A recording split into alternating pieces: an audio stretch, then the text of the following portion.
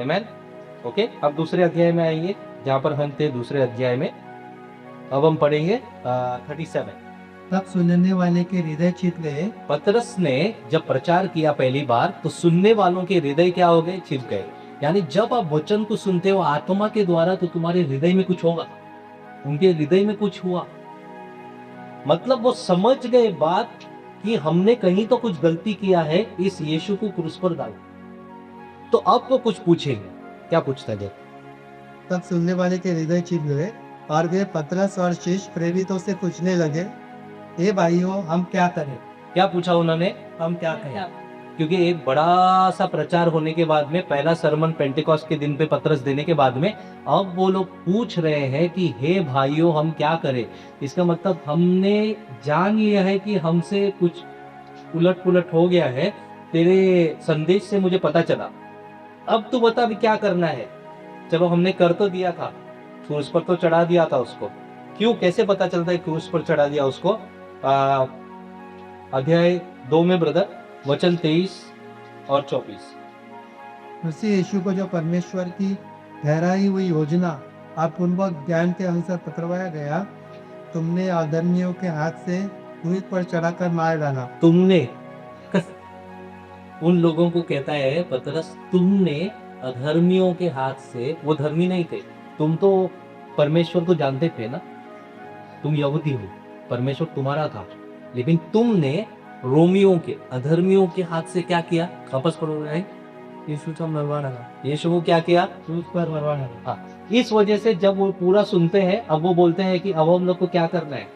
हमको पता चल गया, हमसे कुछ ना कुछ गलती हो गया है। अभी आपने अच्छा संदेश दिया, मुझे समझ में आ गया है, अब मैं क्या करूं? 37। तब सुनने वाले के हृदय छिप गए और वे पतरस और शिष्य प्रेरितों से पूछने लगे, हाँ, ये भाइयों हम क्या करें? आगे। पतरस ने उनसे कहा, मन फिराओ और कुन्ने से हर एक अपने अपने पापों की क्षमा के लिए यीशु मसीह के नाम से बपतिस्मा ले। तो जब आप बपतिस्मा लेते हो, किसके लिए लेते हो बपतिस्मा? पापों की क्षमा के लिए। पापों की क्षमा के लिए तुम बपतिस्मा लेते हो, बपतिस्मा लेते हो, लेकिन किसके नाम से लेते हो? यीशु के नाम, कलीसिया के नाम से, यीशु के पास्टर के नाम से। यीशु के नाम। क्योंकि हम जब गवाही देते हैं, तो मैंने सुना ही करके बोल रहा हूँ, सब ऐसा नहीं करते। उनको बपतिस्मा यीशु के नाम से ऊपर से आना जरूरी है, क्योंकि पास्टर जी ने बपतिस्मा दिया है, तुम पास्टर जी जैसे बनोगे। जब यीशु बपतिस्मा देगा तुम यीशु जैसे बनोगे। अब वो बोलता है मन फिराओ और बपतिस्मा लो। वापस पढ़ो ब्रदर 38। पतरस ने उनसे कहा, मन फिराओ और तुम में से हर एक अपने अपने पापों की क्षमा के लिए यीशु मसीह के नाम से बपतिस्मा ले, तो तुम पवित्र आत्मा का दान पाओगे। तो तुम पवित्र आत्मा का दान पाओगे, या उसके लिए प्रार्थना करना पड़ेगा दिन रात? क्या लिखा है? दान क्या लिखा है? दान पाओ, आपके वचन में क्या लिखा है? दान पाओगे। आपके बाइबल में क्या लिखा है? दान पाओगे ना। दान का मतलब क्या है? गिफ्ट। दान का मतलब क्या है? गिफ्ट। कभी आपने किसी को गिफ्ट दिया है लाइफ में? दिया है? किसी को दिया है? दिया है, वेरी गुड, हमको भी तो। जब आप गिफ्ट देते हो और तुम्हारा झगड़ा हो गया उस व्यक्ति से, फिर तुम जाके बोलोगे 2 साल से मैंने तुझे 4 गिफ्ट दिया था, वापस कर। ऐसा कभी होगा? तूने कभी किसी को गिफ्ट दिया है? दिया है ना, फिर वापस लिया है। ओके, सपोज शिफा ने अपने फ्रेंड को चॉकलेट दी, तो बोला ये मेरे तरफ से तेरे लिए। फिर शिफा का झगड़ा होता है, तो शिफा क्या बोलेगी? मुझे 10 चॉकलेट जो मैंने दिया था वापस चाहिए। मुझे क्या चाहिए? 10 चॉकलेट जो मैंने दिया था क्या चाहिए? मुझे वापस चाहिए। अगर एक किया तो वो गिफ्ट है ही नहीं, वो क्या नहीं है? तो उधर वापस पढ़िए 239 और फिर 40। क्योंकि यह प्रतिज्ञा तुम और तुम्हारी संतानों और उन सब दूर दूर के लोगों के लिए भी है, जिनको प्रभु हमारा परमेश्वर अपने पास बुलाएगा। ये किस, क्या बोलता है? कौन सा वादा है ये? पवित्र आत्मा से। है तो दान है, क्या है? तो पाना है कि नहीं पाना है? यस, पाना है। वो कैसे पाएंगे? कैसे पाएंगे आप? कैसे पाएंगे इस दान को? कैसे पाएंगे? हम अपने आप से किसी के मनुष्य के द्वारा ही दान पान तो कैसे पाएंगे? स्वयं देता है। कैसे? आगे यहाँ पर इन्होंने क्या आज्ञा को पाता इनको दान मिले। दान का मतलब गिफ्ट है, आपने बोला ना। और आप अगर अपने बच्चे को गिफ्ट देते हो क्योंकि उसने कुछ किया तो गिफ्ट कैसे होगा? वो तो कुछ करता ही करके उसको मिल रहा है। जैसे किसी और को नहीं देते, जिससे ज्यादा अपना प्यार रहेगा वो रहे तो उसी को देते नहीं। अगर आपने जिससे प्यार किया वो आपकी आज्ञा नहीं मानता है, उसको गिफ्ट मिलेगा कि नहीं मिलेगा? मिलेगा मिलेगा। मिलेगा। मिलेगा। कैसे पता चलता है? आपके बच्चे आपका आज्ञा नहीं मानते, वो आपको हटफुट करेंगे, फिर भी आप बना कर दोगे, वो प्यार है। करेक्ट। और जिस दिन आपका बच्चे से झगड़ा हो गया, बच्चा बोलता तूने मेरे लिए क्या किया, अगर ऐसा बोला फिर आप बोलोगे तेरे लिए मैंने क्या क्या बताता हूँ, अब तक तेरे लिए मैंने 26,04,513 रुपया पूरी जिंदगी में खर्चा किया, मुझे दे, ऐसा बोलोगे? नहीं बोलेगा। आप अंदर जाके खुद रोओगे, मेरा बच्चा मेरे को नहीं देख रहा है, वो तकलीफ देता है, वो करता है, आप रोओगे, 2-3 जन को बताओगे, आपके फ्रेंड्स को, पासबान को बताओगे, प्रभु से प्रार्थना करोगे, लेकिन बच्चे से कुछ वापस नहीं ले सकते क्योंकि वो आपका जीवन आपने गिफ्ट किया नहीं। वचन कहता है कि आप जब पश्चाताप करते हो, यानी पश्चाताप मतलब मन फिराने का मतलब एक तरीके से आप देख रहे थे, एक तरीके पे एक जगह पर आपका मन था। अगर जितने भी शादीशुदा यहाँ पर है, आपका मन आपके पति या पत्नी के पास, माँ बाप का मन बच्चों के ऊपर रहता है ना? ऐसा ही है। ओके, किसी किसी का मन क्रिकेट पर रहता है, ट्रेन में जाते हुए भी स्कोर चेक करेगा, काम करते हुए भी दोनों डोले क्या स्कोर क्या हो गया, मन वहां पर है। ओके, कभी कभी मम्मी यहाँ पर खाना बनाती है तो बाहर ऐसा सुगंध आता है, ऐसा कभी कभी नीचे तक आता है, नीचे तक सुगंध आता है तो मेरा मन किचन में आ जाता है, खाने पर आ जाता है, अंदर पेट बोलता है जल्दी जा। मन कहाँ पर है?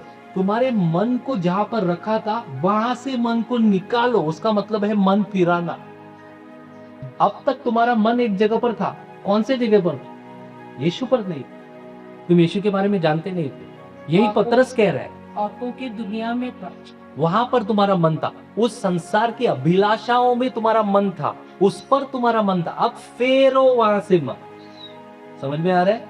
मन फिराव का मतलब ये नहीं कि प्रभु मैंने क्या किया प्रभु, उसको मन फिराना बोलते नहीं, क्योंकि जितना आप रोते हो कल सुबह उससे ज्यादा आप करते हो, फिर उससे ज्यादा रोते हो, फिर वापस करते हो आप, उसको मन फिराना बोलते नहीं। मन फिराना मतलब एक निर्णय लेते हो आप, उसको बोलते हैं मन फिराओ। और ये मन फिराने की जो बात यहाँ पर दी गई है वो आपको करने के लिए बोलना है कि आपको प्रभु से प्रार्थना करना है, मेरा मन फिरा। हमको करने के करना है। करेक्ट। हमको निर्णय लेना है, Correct. जो हम करते हैं वो गलत है, अभी हमको मन फिरा कर यीशु के पीछे चलना। तो अब मैंने ये बताया आपको, तो मन फिराने का मतलब क्या लगता है आपको? मन को क्या करो? विचारों को बदलो तुम। विचारों को बदलो। आपका मन किसी पर है या कुछ बातों पर है, वहां से उसको निकालो और फिर कहां पर लेके आओ? उस मसीहा पर लेके आओ जो तुम्हारे लिए क्रूस पर मरा। यही पतरस उनको बता रहे। मैं हम क्या करें भाई, अपोस्टल्स हम लोग क्या करें? वो बोलते हैं पहला मन फिराओ, क्योंकि तुम्हारा मन जो है पुराने नियम में रखता है, तुम्हारा मन जो है पुराने व्यवस्था पर है, तुमको लगता है तुम्हारे कुछ करने से प्रभु प्रसन्न होगा। यहाँ पर तुम्हारे लिए यीशु मरा, उस पर विश्वास करने से, यानी तुम्हारे मन को तुम्हारे खुद के ताकत भरे कामों से निकालो, मेमना लेके जाना मंदिर में, दशमांश देना, ये करना वो करना, वहां से मन को निकालो और मन को डालो कहां पर? उस मसीहा पर जिसने तुम्हारे लिए सब कुछ किया। इसको बोलते हैं मन फेरो। क्योंकि जब मन फेरने की बात आती है, हिंदी बाइबल में बहुत ब्यूटीफुली लिखा है कि मन फेरो करके, मन फेरो लिखा है ना, मन फिराओ। मन फिराओ, सर मन फिराओ। लेकिन हमको लगता है इसका मतलब पश्चाताप करना होता है। पवित्र आत्मा आने के बाद में पश्चाताप करना लिखा नहीं है, लेकिन हमने बोला कि आपको पश्चाताप करना है। अर्जुन भाई आज नए नए, ब्रदर मैं क्या करूं? आप पश्चाताप करो। कैसे करो पश्चाताप? अब बोलो कि मैं पापी हूं। भाई आप बोलने से या ना बोलने से आप हो। ये तो ऐसा हो गया कि जब एक व्यक्ति पीयर कट जो है वो ग्रुप में जाता है ना, अल्कोहलिक अनोनिमस में जाता है, वहां पर वो जाने के पहला उसको बोलना पड़ता है कि हाँ मैं पीयर कट हूं। उसको बोलना पड़ता, हर बार बोलना पड़ता है हाँ मैं पीयर कट हूं। जब तक वो बोलता रहेगा तो कैसे बाहर आएगा? नहीं आएगा। तो हम यही चीज बोलते हैं, हम तो पापी हैं। प्रभु बोलते हैं रहो, प्रभु आप पे रहो। मैं जिस चर्च में आता था तो उधर नहीं कहते कहो हम लोग पापी है, ऐसा लोग सिखाते थे। अब पास्टरों का नाम बदनाम मत करो लोग दोनों। तो आपको समझ में आया? तो अगर हमको गलत शिक्षण है, देखो अभी जो ऐसा सिखाता है उसको भी शायद पता नहीं है। पता नहीं। प्रॉब्लम ये नहीं कि अरे ये गलत सिखा, प्रॉब्लम ये कि उसकी जानकारी उतनी है। ठीक, उसकी जानकारी बदलेगी कि चर्च की जानकारी बदलेगी। यहाँ पर उसने बोला नहीं कि तुम बोलो कि मैं पापी हूँ, वो लोग ने तो यीशु क्रूस पर मरवाया।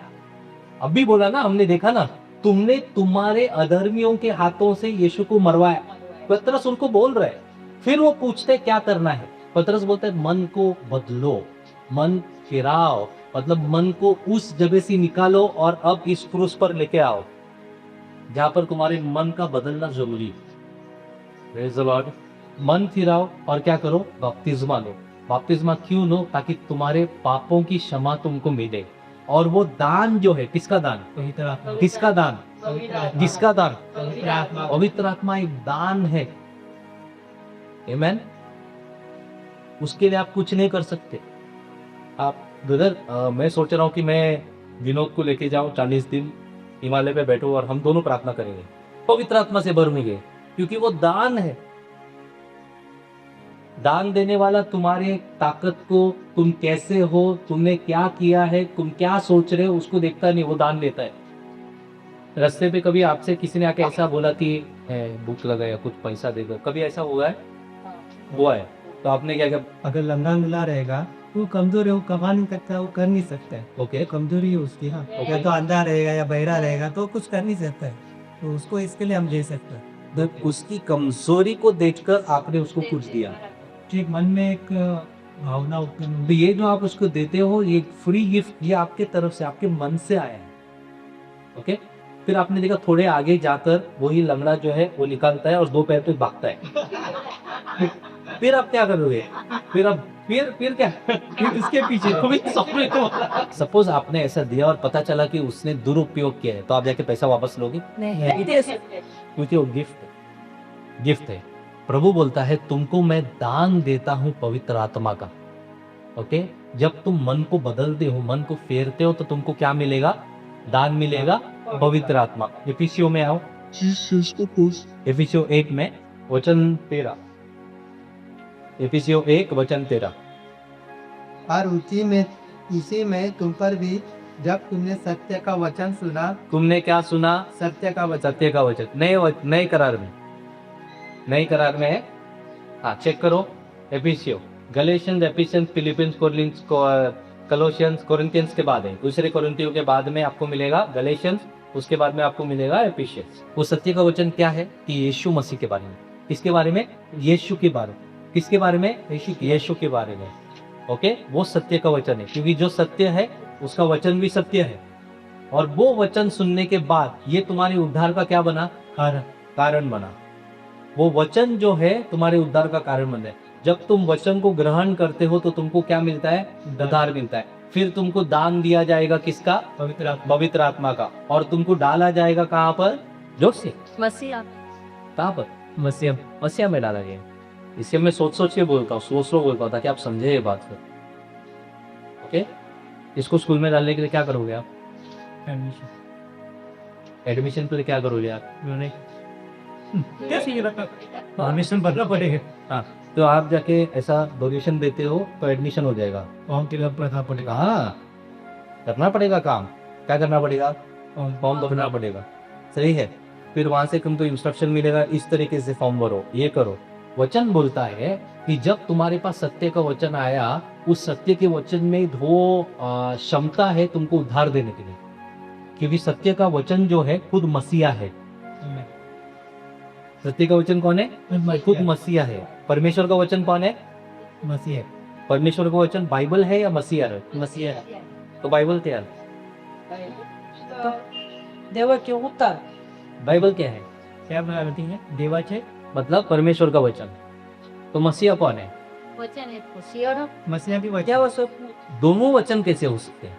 वचन देवाचं पूत योना कहिया देने लिए वो किसके बारे में है? वचन के बारे में खुद मसीहा है। वो मसीहा है। आप समझ रहे हो? आदि में ओके? वचन था। आदि में वचन था। लेकिन जब भी बाइबल के अंदर आप लिखो ये बात को, और मैं तो यहाँ पर डालो, कहाँ पर? ये दो कान के ऊपर जगह है थोड़ा, इसके अंदर जो है कुछ बैठा है। ओके, ये जो है कहीं पर तो था, फिर पतरस ने बोला मन फिराओ, मतलब वहां से मन को खींचो और लेके आओ और अब यीशु पर डालो। इस जगह को अपने को बोलना जरूरी है कि वचन में यानी बाइबल में नए वाचे के नीचे जब वचन यानी कि लिखित वचन के बारे में लिखा गया है, उसका यूनानी शब्द अलग है। उसका यूनानी शब्द है हागियोस ग्राफे, मतलब क्या है? लिखित वचन। क्या है? ठीक है, लिखित वचन। आपको उदाहरण देता हूं मैं, उदाहरण देता हूं। यूहन्ना का 5:39, यूहन्ना 5:39। चल पढ़। 39।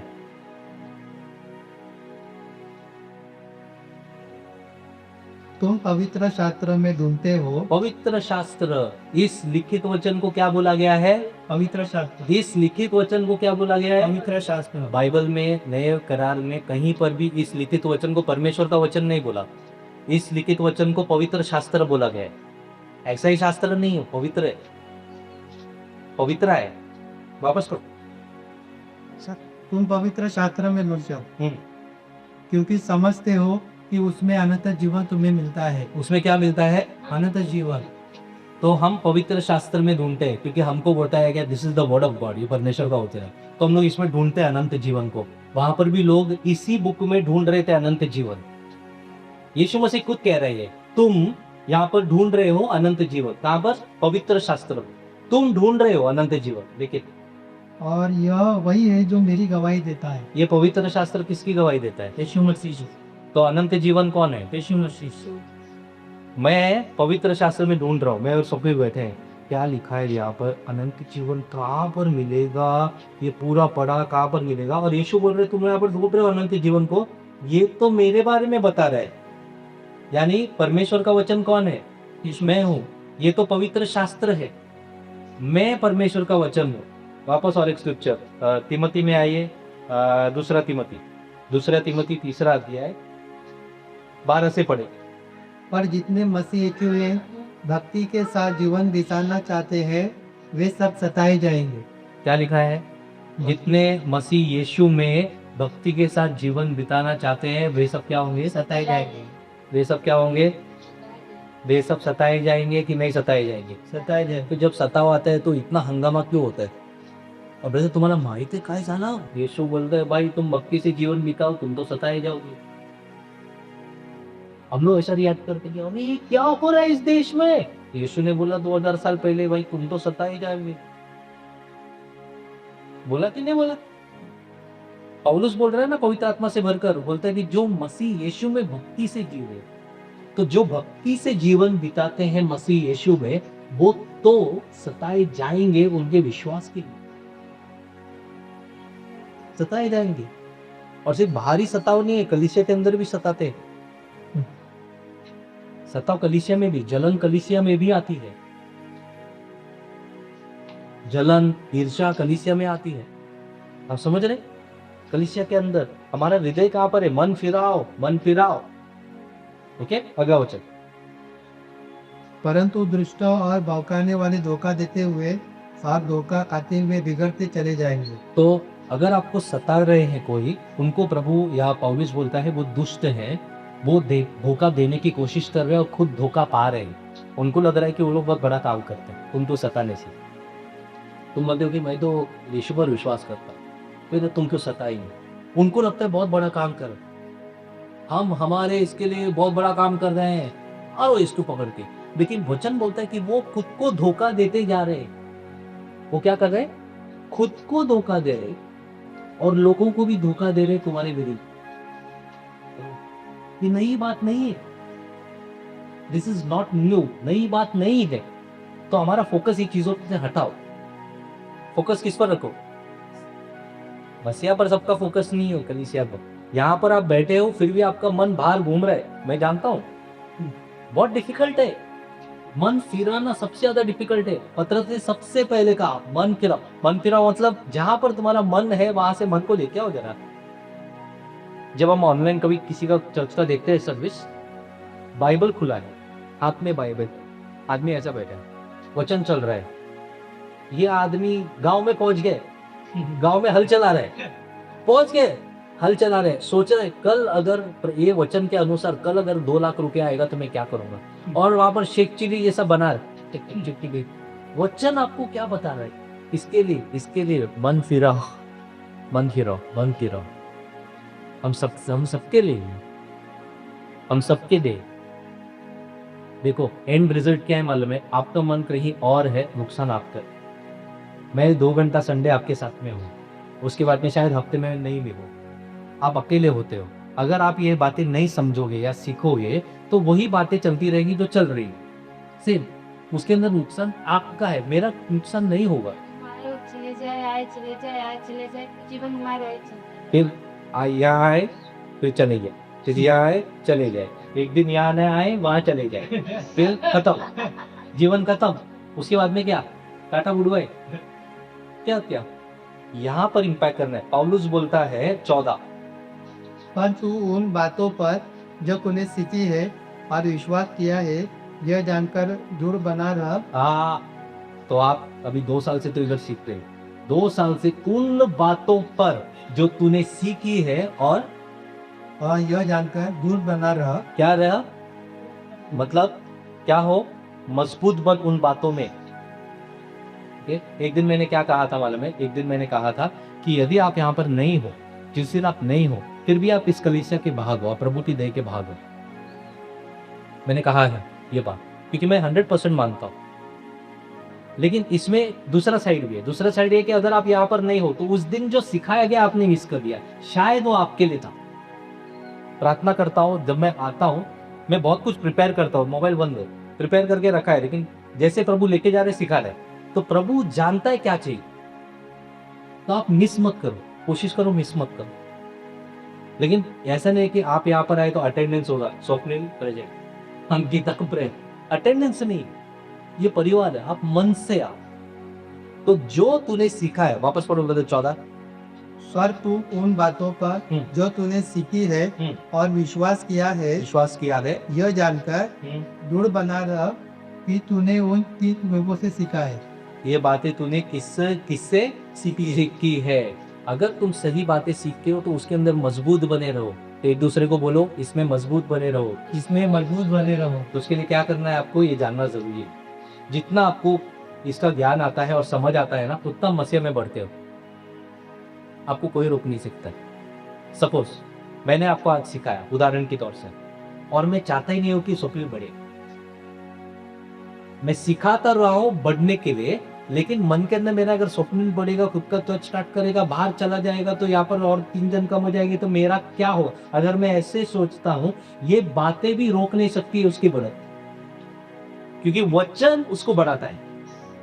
पासवान लोग दुखी हो जाते हैं जब कोई कलीसिया छोड़ता है, क्योंकि हमने कलीसिया को फैक्ट्री बनाया, कंपनी बनाया। कंपनी छोड़ने टाइम पे वो लोग बोलते हैं ना, कितना दे रहे हैं सामने वाला कंपनी, हमको 5,000 ज्यादा दे रहा हो, हम देंगे तुझे, यहाँ पर रुक। हमने चर्च को ऐसा बना दिया आज, पास्टर खुश नहीं हो सकते। खुश मत कर, स्वप्निल जा रहे खुद का चर्च स्टार्ट कर रहे, वेरी गुड, क्या मदद चाहिए स्वप्निल? अर्जुन में क्या मदद चाहिए आपको? कितने लोग आकर 5 जन में ठीक, मैं मदद करता हूँ आपकी, कुछ सिखाना है, कुछ समझाना है, कुछ बुक चाहिए आपको, मैं देता। चर्च में ऐसा होता नहीं, अब ये आदमी जा रहे हैं, ये आदमी तो सबसे ज्यादा दशमांश देता है, अरे ये जाएगा तो महीने का इतना कम हो जाएगा, तो ये होगा, तो ये तो आप किसको सर्व करते, किसकी सेवकाई कर रहे हैं? मैं यहाँ पर सिखा रहा हूँ ताकि अगर कल, यदि कल आप खुद किधर जाके सिखाते हो, किसी के घर पे सिखाते हो, किसी को बता रहा हो, ऐसे मन से मत बताना कि इससे मुझे क्या मिलेगा, मुझे प्रभु से क्या मिला है और ये मैं प्रभु को, प्रभु के द्वारा क्या दे सकता हूँ, उसको ध्यान लीजिए। मेरे द्वारा मैं क्या दे सकता हूँ, ना मैं क्या ले सकता हूँ। ओके, एक चर्च में मैंने ऐसी बातें सिखाई, बहुत सारे चर्चों में मैं बहुत कुछ सिखाता हूँ, बार बार मेरे अच्छे मित्र हैं, बुलाते हैं, हम लोग अच्छे फ्रेंड्स हैं, लेकिन जहाँ पर मैंने ये बातें सिखाई वो पासवान भी बात करना बंद किया हूँ, क्योंकि मैंने उस दिन उनको उधर सिखाया कि हम जैसे लीडर्स हैं, हम क्या दे सकते हैं, देखना क्या पा सकते हैं। तो आदमी सोचा रहेगा कि इस आदमी को मैं क्यों लेके आया, कितने की मिला है तो सिर्फ मेज से देना है ना, सही बात है ना। तो मजबूत बने रहो उन बातों में जो तुम सीख रहे हो। इसके लिए हम रिकॉर्डिंग करते हैं ताकि आप अगर वापस सुनना चाहते हो, मुझे अच्छा लगता है, स्वप्निल मुझे कॉल करते हैं, कभी बोलते मैं गाड़ी में जाते जाते मैं सुनते रहता है। मैं खुद वचन सुनते रहता हूँ। कितना बार ऐसा हुआ है कि मैं अंदर सोया हूँ, सुन के मैं सो गया। बहुत बार मैं खुद जो वचन देता हूँ खुद ही सुनता हूँ, क्योंकि मुझे खुद को अप्लाई करना है, खुद लागू करना होता है। ऐसा नहीं कि मैं खुद लागू ना एक करूँ। बच्चन अपने को सीख मिलता है ना ऋषि को क्या अच्छा क्या सही क्या गलत, सही तो है, अपना भी दिमाग समझना जरूरी है। अगला वचन गलत जल्दी जल्दी। और बचपन से पवित्र शास्त्र तेरा जाना हुआ है। यीशु ने क्या कहा था पहले यूहन्ना के 5:39 में? तुम पवित्र शास्त्र में कुछ ढूंढ रहे हो। क्या ढूंढ रहे थे? अनंत जीवन। अनंत जीवन ढूंढ रहे थे। लेकिन ये पवित्र शास्त्र किसके बारे में बताता है? की बात। मसीहा के बारे में। ये यीशु ने कहा पवित्र शास्त्र मतलब जो आपके हाथ में है ना, ये अलग अलग भाषा में, इसको बाइबल बोलता है। अब पौलुस क्या बोलते हैं तिमोथी को? वापस पढ़ो। और बचपन से पवित्र शास्त्र तेरा जाना हुआ है। कब से तू जानता है पवित्र शास्त्र? बचपन से। तिमोथी, आज तू ये स्तर पर पहुंचने का कारण है क्योंकि तू बचपन से पवित्र शास्त्र जानता है। तो माँ बाप का जिम्मेदारी होता है कि इस तिमोथी को भी पवित्र शास्त्र दे। ये पवित्र शास्त्र बचपन से पौलुस ने नहीं दिया था। पौलुस उनके जीवन में खाई नहीं होता है। माँ बाप ने दिया। आप खुश नहीं लग रहे हो, आप बोल रहे हो कि बहुत मेहनत का काम दे रहे हैं। कल घर पे ये सब करना पड़ेगा हमको। एक तो काम करना है, खाना बनाना है, सीरियल देखना है, इतना टाइम जा रहा है हमारा, उसके बाद में ये भी करना है। क्या है ब्रदर? भी ना इधर आने से फायदा नहीं है। क्या है ब्रदर? क्या दिखा है? तुम बचपन से, पौलुस बोल रहे तू बचपन से। कैसे पता चलता है बचपन से? मालूम है आपको? मैं आपको बता रहा हूँ, मैं आपको बता रहा हूँ। हाँ बोलो बोलो। तो तिमोथी का मम्मी का नाम ध्यान में है। हाँ, अपना दूसरा तिमोथी का अध्याय 1 वचन 2 से पढ़ो। प्रिय कुदरत तिमोथियों के नाम हम्म। परमेश्वर पिता और हमारे प्रभु यीशु मसीह की ओर से तुझे अनुग्रह दया और शांति। Very good. ये ग्रीटिंग करता है पौलुस। अब वचन 5। मुझे तेरे उस निष्कपट विश्वास की खुदी आती है जो पहले तेरी नानी लोइस और किसमें? तेरी नानी नानी का नाम लुइस है। वही विश्वास, निष्कपट विश्वास पहले मैंने तेरे नानी में देखा, क्योंकि तेरी नानी पहले आई मसीहा में। वो मुझे पहला मिला है। वापस पढ़ो। मुझे तेरे उस निष्कपट विश्वास की खुदी आती है हाँ जो पहले तेरी नानी लोइस हाँ और तेरी माता यूनिस में था। हाँ। और अभी किसमें है? और तिमोथी में है अभी। और मुझे निश्चय है कि तुझ में भी है। मैंने पहले तेरे ग्रैंडमदर, तेरी नानी यूनिस में, लुइस में मैंने देखा ये विश्वास। फिर तेरी माँ यूनिक में मैंने देखा ये विश्वास। और वो लोग तुझे सिखाते थे। इस कारण से अब पौलुस बोलता है दूसरा तिमोथी 3:16 में, पर तू उन बातों पर जो तूने सीखी है हाँ और विश्वास किया है यह जानकर गुरु बना रह कि तूने किन लोगों से सीखा। अगला वचन। और बचपन से पवित्र शास्त्र तेरा जाना हुआ कैसे जाना था पवित्र शास्त्र? तुझी नानी क्या कर रही थी? विश्वास में की। और क्या कर रही थी नानी? अगर मैं बोलूं बचपन से पवित्र शास्त्र शिफा का जाना हुआ है, उसका मतलब क्या है? उसके बड़े लोग ने उसको सिखाया है। कौन कौन ने सिखाया? उसकी नानी ने, उसकी माँ ने उसको वचन सिखाया बचपन से। ओके, पौलुस तो था नहीं वहां पर। यहाँ पर हमको सीखने मिल रहा है। जैसे क्या बोला सिस्टर ने क्या बोला कि हमको सीखने और समझने मिलता है। जब तक सीखते समझते हो, लेकिन लागू भी करना है, शुरू करना है। बचपन से तुमके ज्ञान दिया गया है, लेकिन क्या लिखा है? पवित्र शास्त्र। क्या लिखा गया है? और इसके बाद में हम लोग लास्ट स्क्रिप्चर देखेंगे। पढ़िए ब्रदर, वो वापस पढ़िए 15।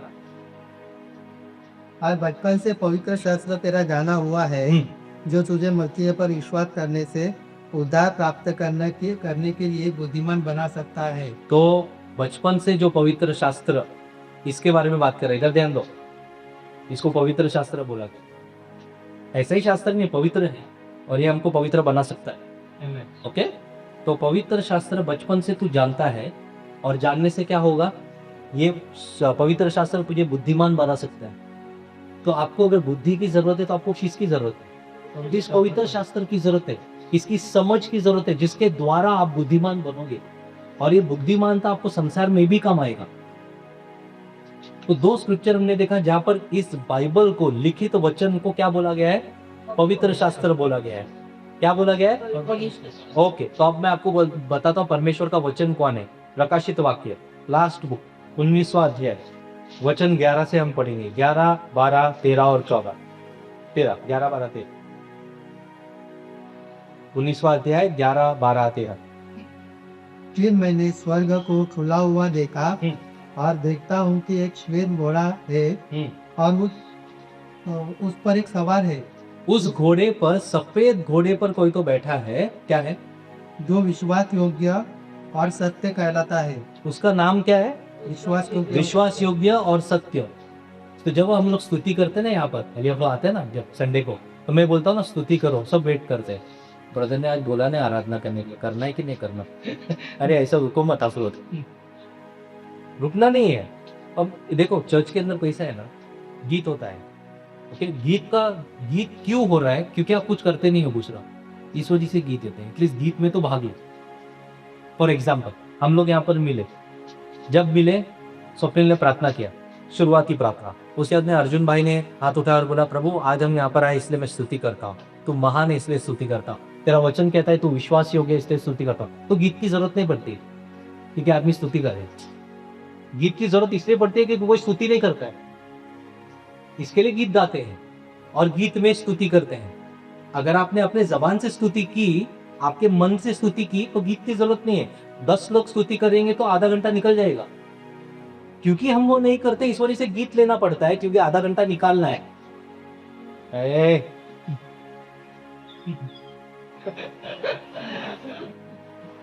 मैं क्या बोल रहा हूँ? नेक्स्ट संडे अर्जुन भाई शुरू करते हैं, स्वप्निल शुरू कर रहे हैं। स्वप्निल ने पहले स्तुति किया, 2 मिनट तो करेगा, 3 मिनट करेगा। ज्यादा जानकारी है ज्यादा टाइम करेगा, कम जानकारी है कम टाइम करेगा, लेकिन मन से आएगा। ये सच्चाई है। लेकिन जब मन से आता है, प्रभु मैं धन्यवाद देता हूँ, प्रभु तूने मुझे बचाया, धन्यवाद देता हूँ, तू मेरा प्रभु है, धन्यवाद देता हूँ, तेरे लहू से मुझे तूने पाप से क्षमा दिया, धन्यवाद। जिसको बोलते मन से आने वाली बातें। तो संडे को ये होना जरूरी। भाषा छोड़ दो, मराठी में करना है मराठी में करो, हिंदी में करना है हिंदी में करो, कोंकणी में करना है कोंकणी में, जो भाषा में करना है। तो शिफा अगर बोलती है Jesus I thank you, Jesus I thank you, 3 बार बोला बहुत है, नो प्रॉब्लम, लेकिन बोलो।